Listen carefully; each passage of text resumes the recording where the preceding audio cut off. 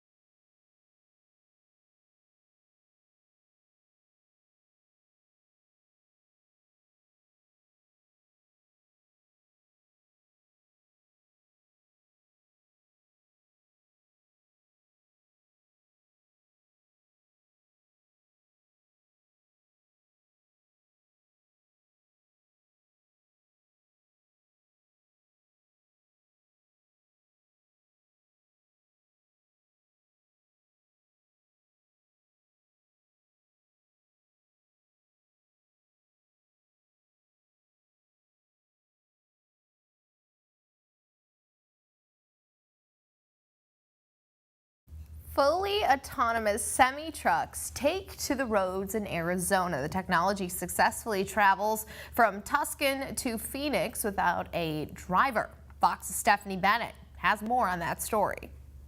We're approaching, we have a target front commercial vehicle. First it was driverless cars, but now we're upgrading to driverless semi-trucks, just in time as the country is facing a severe truck driver shortage. We're using more and more on-demand economy, e-commerce, and so we need more things delivered to us faster. And so that's really creating a long-term problem, and that is the goal that we hope to solve with our autonomous technology. The semi-truck completed the 80-mile route with no human on board using technology developed by Too Simple. If you can make autonomous trucks self-driving, then you're creating new freight capacity, and we're solving this demand supply problem. And the trip started at a rail yard in Tucson and ended at a distribution center in Phoenix. To ensure safety, a lead vehicle scouted the route about 5 miles ahead of the truck for unexpected obstacles, and a vehicle trailed behind and was prepared to intervene if necessary, along with several unmarked police vehicles. It didn't interfere with traffic, right? We don't want this to be a test tube kind of test. We want this to be a real open road driving experience. All in all, the truck successfully navigated the interstate, used traffic signals, made lane changes, and used on and off ramps. The company Too Simple says this will soon become the new normal, possibly having them ready to use by 2024. We have today about close to 7,000 autonomous truck reservations from very large customers. And the most recent one we announced was with DHL, which of course is a very global logistics player. Experts say the autonomous technology does not just save on manpower, but on fuel costs as well. The company reports about a 10% savings on fuel costs compared to trips made by a human driver. We're going to go to break. The tornado in Rainsville has been confirmed as an E1 tornado. We'll review the damage next. Emily? It looks like we've got another threat to see a few strong to severe thunderstorms heading into Saturday. I'll have the details coming up right after the break. Huh? I was just like, you good? Ain't nobody crying.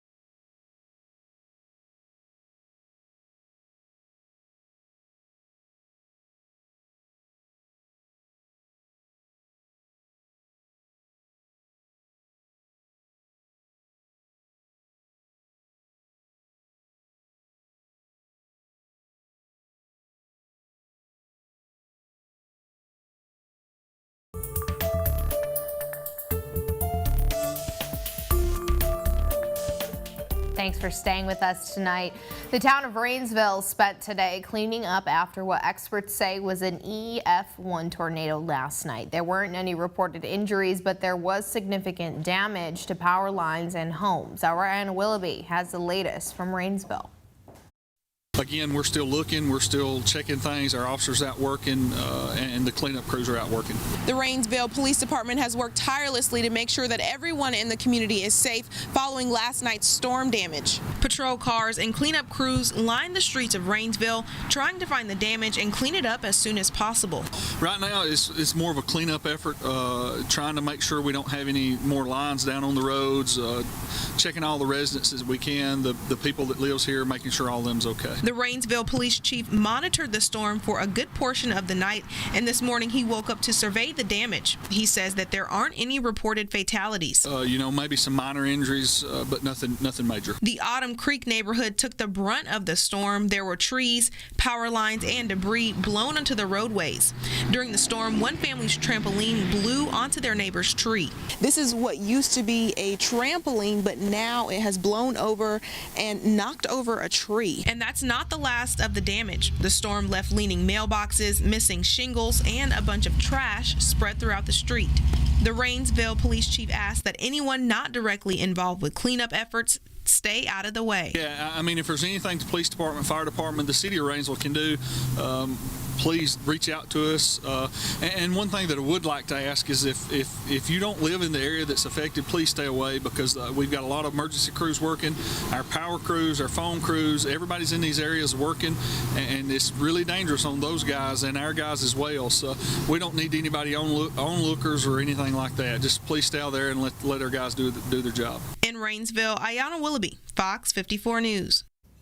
It's good to hear that people were safe last night. Yeah. Are you in New Year's Eve right now? I'm trying to be. I'm trying to, just go ahead and get rid of this year. And I feel you. I just realized that I have my cell phone instead of my clicker. So here's the New Year's Eve and New Year's Day forecast. We're going to be in the 70s. New Year's Eve, 72 degrees for the high temperature, so it is going to be rather warm out there. But notice New Year's Day, 77 for the high temperature. Of course, we are expecting showers and thunderstorms for both days, but it does look like Saturday will be our day to really watch out for. Now, coming up later on in the show, I will time out the rain for you, and I'll promise I'll have my weather clicker. I'll have the latest coming up in just a bit. Julia? Well, Emily, I think the weather department needs to find a clicker that you can make on your phone. That's pretty innovative. Thank you for that. President Biden and Russian President Vladimir Putin wrapped up their second conversation this month. Their call was initiated by Minister Putin, even as U.S. and Russian officials plan to meet in Geneva next month. Fox News correspondent David Spunt is in Washington with more on that, as well as the buildup of Russian troops along the Ukraine border. President Biden wrapping up the end of 2021 with a high-stakes phone call, a conversation with his Russian counterpart, Vladimir Putin, their second call this month. The discussion, requested by Putin, comes amid mounting concerns Russia has been building up its military presence on the Ukrainian border, stoking fears of a potential invasion.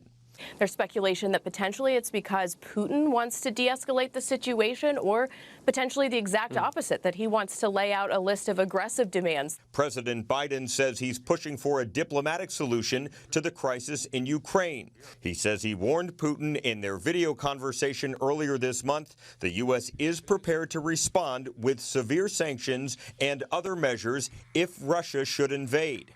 I made it very clear. If in fact he invades Ukraine, there will be severe consequences. Severe consequences. Yet, since that call, there have been no signs of de-escalation on the Ukrainian border. We have to support the sovereignty of Ukraine. Meanwhile, Russia is demanding guarantees NATO will never offer membership to Ukraine or place forces or weapons in former Soviet states. Ukraine doesn't even have a seat at the table, and Russia is demanding that we guarantee that they never join NATO. The topic of Ukraine is expected to be raised again next month in Geneva when U.S. and Russian officials meet face-to-face. In Washington, David Spunt, Fox News. With 2021 coming to a close, many Americans are bracing for more uncertainty heading into the new year now that coronavirus cases are once again on the rise.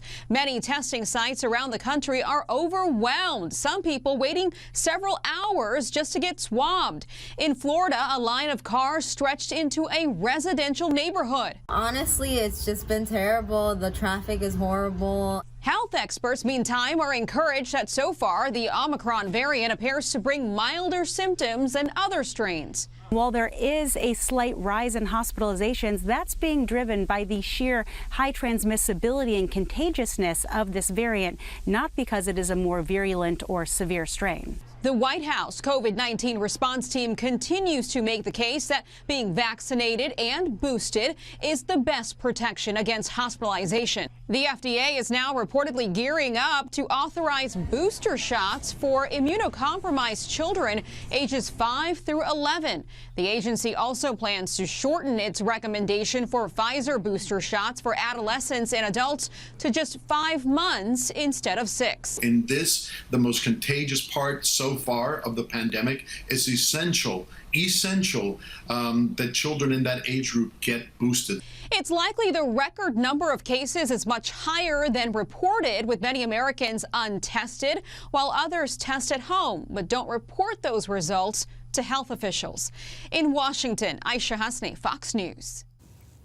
Things got sticky for the South Carolina Gamecocks following their postseason bowl win today. Mo Carter will sort out the mess at the Mayo Bowl later in sports.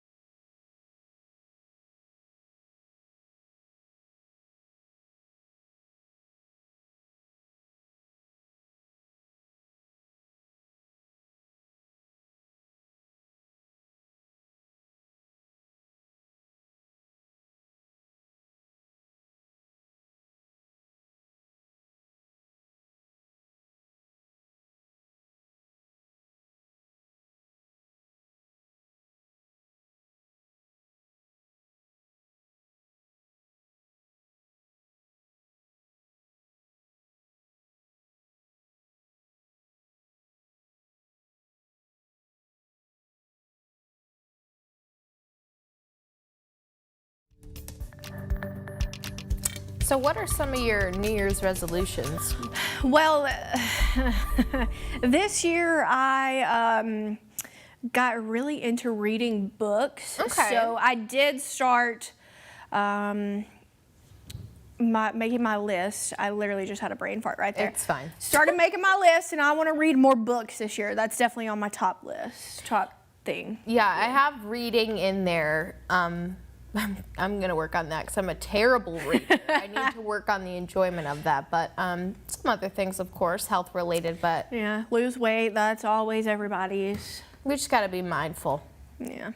Well, I will tell you that it is pretty foggy out there. Let's go ahead and take a look outside. Look at this. This is in Atala. It is foggy, foggy, foggy out there. And we have got a dense fog advisory in effect for the entire Tennessee Valley until 7 a.m. So your morning commute tomorrow, headed out to work, definitely could be foggy out there. So you'll want to make sure to use your low beams and, of course, take it slow. We've got clouds coming out of the west ahead of the next system that's going to build in starting tomorrow. A few isolated showers and thunderstorms going to be a possibility mainly tomorrow afternoon. Temperatures right now 53 right now in Huntsville, 54 in Fayetteville, 48 in Pulaski, 51 in Athens right now. Most of us going to really stay in the 50s through the overnight, but notice the fog icons really going to see fog pretty much throughout the entire night tonight. Now,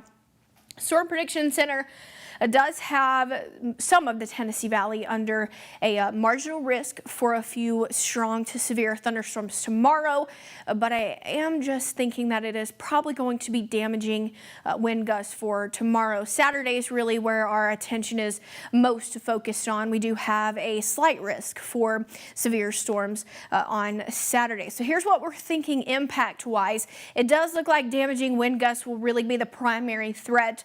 The flooding threat will also be pretty high as well. We've already got oversaturated soils as it is, especially from the rain we saw yesterday and the rain we're expected to see tomorrow.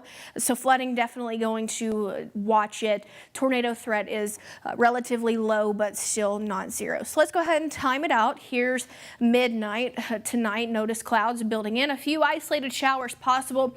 The afternoon, though, is when we're really expecting some thunderstorms to come through. And of course, early Saturday morning, that warm front will start to lift towards the north. That will bring in a round of showers and thunderstorms Saturday morning. But once this cold front moves through, that's really what we're going to focus the most on because it is pretty strong.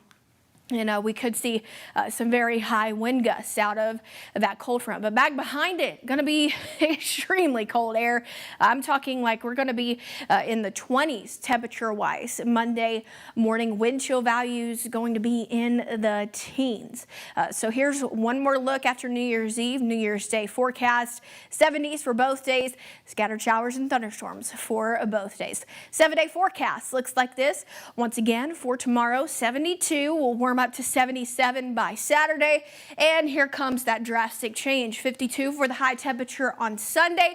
We'll be waking up into the 20s for your Monday, 40 degrees for the high temperature. Gradually going to warm back up into the 50s heading into next week.